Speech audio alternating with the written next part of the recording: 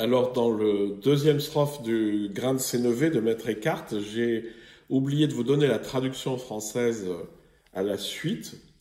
Voilà, la voilà. Un flot brûlant d'amour sort du Père et du Fils, le lien de leur échange, un esprit de douceur. Les trois ne font plus qu'un, ils sont inséparables. Reconnais-tu ces trois? Non, tu ne le peux pas, car Dieu seul se connaît.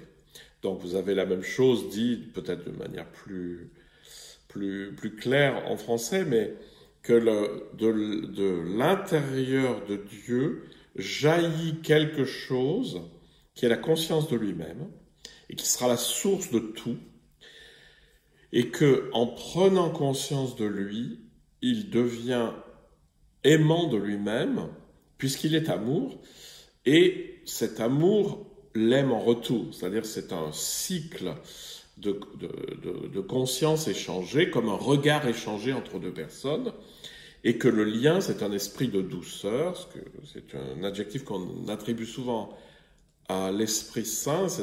Alors cette douceur, c'est beaucoup plus que juste la douceur classique, c'est le fait d'être aimant, bienveillant, englobant, tout ce que vous voulez.